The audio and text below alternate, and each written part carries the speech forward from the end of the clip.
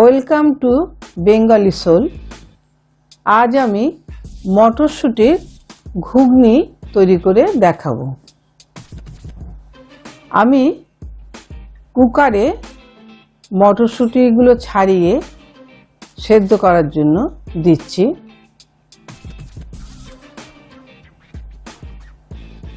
এবার মটরশুটির মধ্যে যতটা মটরশুটি প্রায় ততটাই জল দিলাম।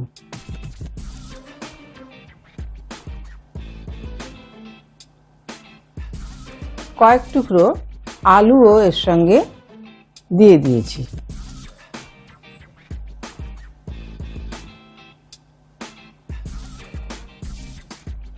এখন এর মধ্যে লবণ দেব, পরিমাণ মতো লবণও দিয়ে দিচ্ছি।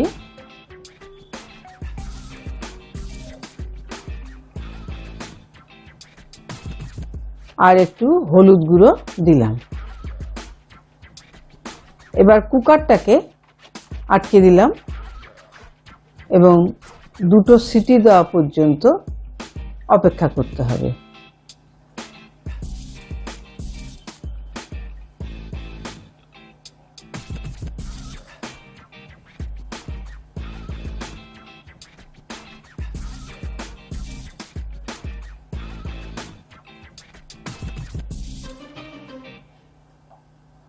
এবার ইনগ্রেডিয়েন্টস গুলো আমি দেখাচ্ছি।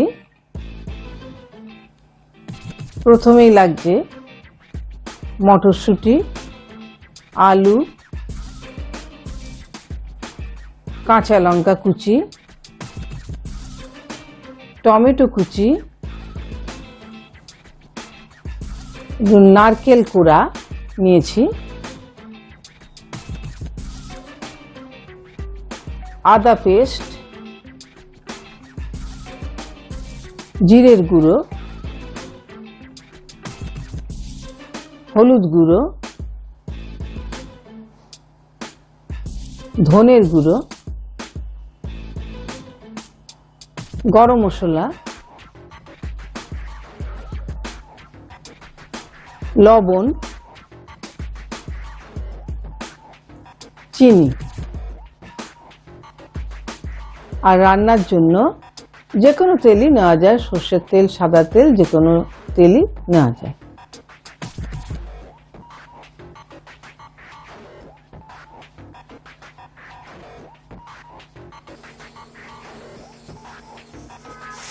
এবার মটরশুঁটি কুকারে দিয়েছিলাম, হুইসেল দিয়ে দিয়েছে,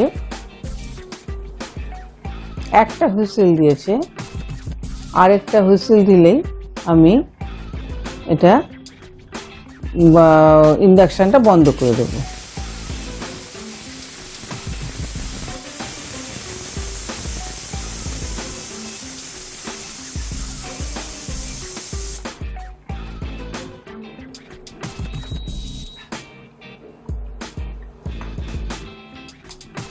এবার আমি গ্যাস জ্বালিয়ে গ্যাসে কড়াই বসিয়ে তাতে তেল দিচ্ছি।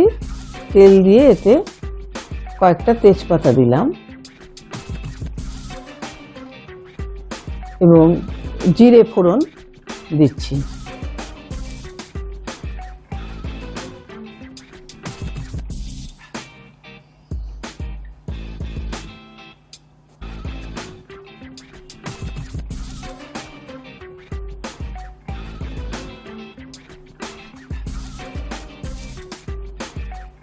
এবার একটু টমেটো কুচি দিয়ে দিচ্ছি।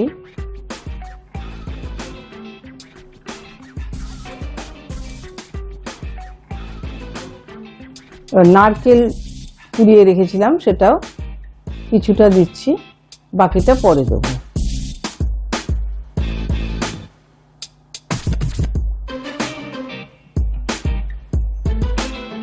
রেসিপিটা ভালো লাগলে লাইক করবেন, শেয়ার করবেন।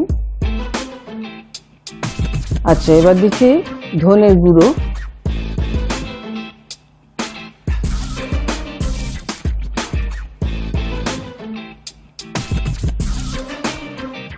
জিরে গুঁড়ো,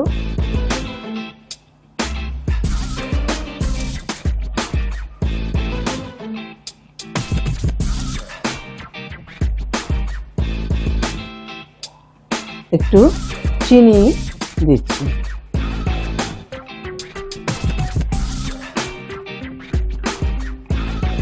কাঁচা লঙ্কা দিলাম।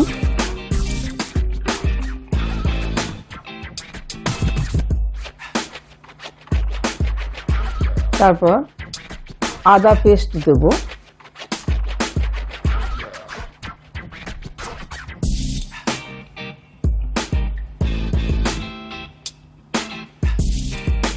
আদা পেস্ট দিয়ে একটু নাড়াচাড়া করে নেব। আমার চ্যানেলকে সাবস্ক্রাইব করে দেবেন।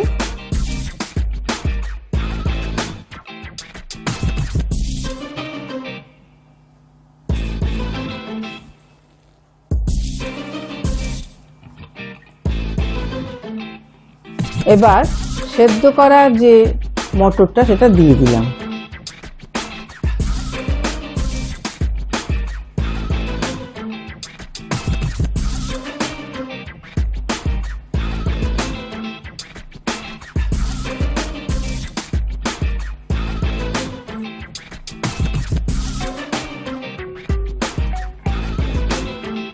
একটু নারকেল করার সঙ্গে লবণ মিশিয়ে আর একটু দিয়ে দিলাম, কারণ সেদ্ধ করার সময় লবণ দিয়েছিলাম, একটু কমই দিয়েছিলাম, সেই জন্য একটু লবণ মিশিয়ে দিয়ে দিলাম।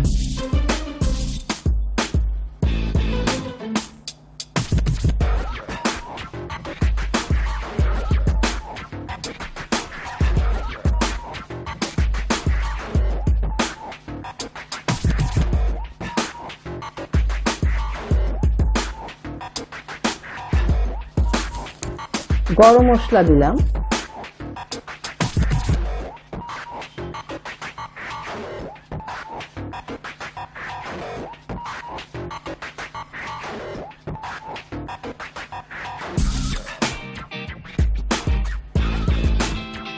আর একটু ধনেপাতা দিয়ে এবার এটা নামিয়ে ফেলবো।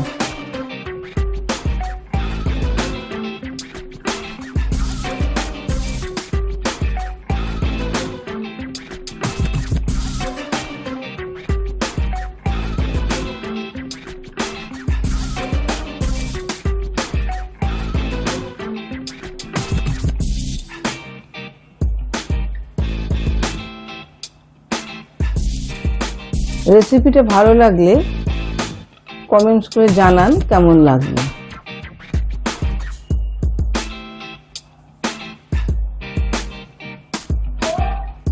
আমার মটরশুটির ঘুগনি রেডি। এটা রুটি বা লুচি দিয়ে খেতে বেশ ভালো লাগবে।